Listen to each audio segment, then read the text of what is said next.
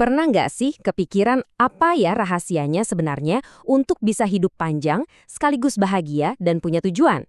Hari ini kita bakal kupas tuntas jawabannya. Bukan dari diet atau tren kesehatan terbaru, tapi dari sebuah filosofi kuno dari Jepang yang namanya Ikigai.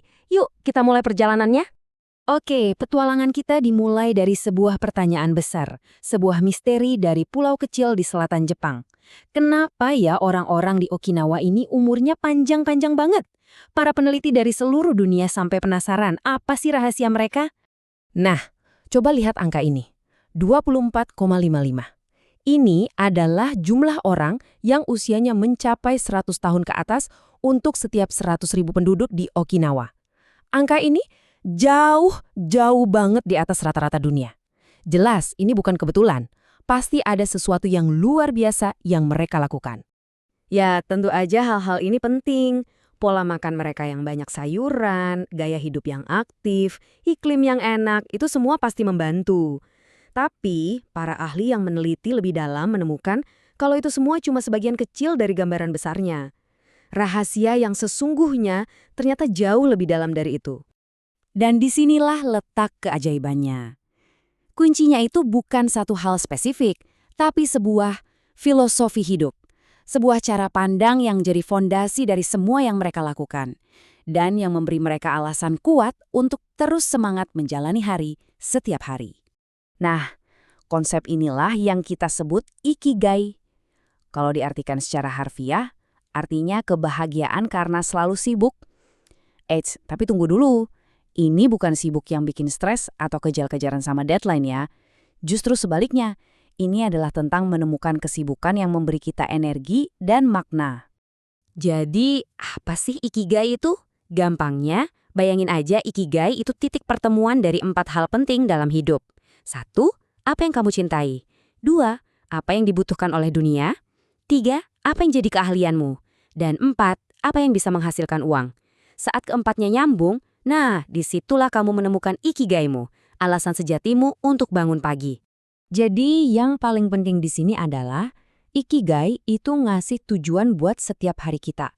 Bukan tujuan besar yang entah kapan tercapai, tapi makna dalam setiap aktivitas kecil yang kita lakukan hari ini. Filosofi ini benar-benar mengubah cara kita melihat kerja dan hidup, terutama saat kita bertambah tua. Ini menantang banget ide bahwa hidup itu selesai setelah kita berhenti dari karir utama kita. Coba deh kita bandingkan. Di dunia barat, pensiun itu sering diartikan sebagai berhenti total, istirahat penuh. Tapi dalam filosofi Ikigai, nggak ada yang namanya garis finish. Kamu terus melakukan apa yang kamu suka, apa yang memberimu tujuan, selama kamu masih bisa dan sehat. Dan ini fakta yang keren banget. Dalam bahasa Jepang, ternyata nggak ada kata yang artinya persis sama dengan pensiun atau retire dalam konteks berhenti kerja selamanya. Ini nunjukin betapa dalamnya gagasan bahwa hidup yang punya tujuan itu adalah perjalanan seumur hidup. Berhenti total artinya sama dengan kehilangan tujuan. Kisah ini benar-benar luar biasa. Coba bayangin, seniman legendaris seperti Osamu Tezuka, bapaknya manga modern, sampai di akhir hayatnya pun masih ingin terus berkarya. Kata-kata terakhirnya adalah, tolong biarkan aku bekerja. Ikigai mereka begitu menyatu dengan jiwa mereka, sampai berhenti itu bukan pilihan. Oke, sekarang kita masuk ke inti dari bagaimana rasanya menjalani Ikigai. Kita akan bahas sebuah kondisi psikologis yang mungkin Anda sendiri pernah mengalaminya tanpa sadar. Pernah nggak sih Anda lagi asik banget ngerjain sesuatu? Entah itu main musik, melukis, nulis, atau bahkan coding, sampai-sampai Anda lupa waktu, lupa makan, dan tiba-tiba sadar, loh, kok udah malam aja? Nah, perasaan itulah yang akan kita bahas. Keadaan inilah yang disebut flow. Ini adalah momen di mana kita benar-benar larut dalam apa yang kita kerjakan. Ego kita seolah hilang dan kita jadi satu dengan aktivitas itu. Inilah puncak dari Ikigai yang sedang beraksi. Disinilah kita merasa paling hidup dan performa kita ada di puncaknya. Nah, coba lihat deh perbedaannya di sini. Kontrasnya jelas banget. Di satu sisi, ada pikiran yang fokus, hidup di saat ini dan merasa punya kendali. Di sisi lain, ada pikiran yang kemana-mana, cemas, dan kewalahan. Tentu saja flow membawa kita ke kolom yang pertama. Dan kalau kita mau mencapai flow, ada satu musuh besar yang harus kita hindari.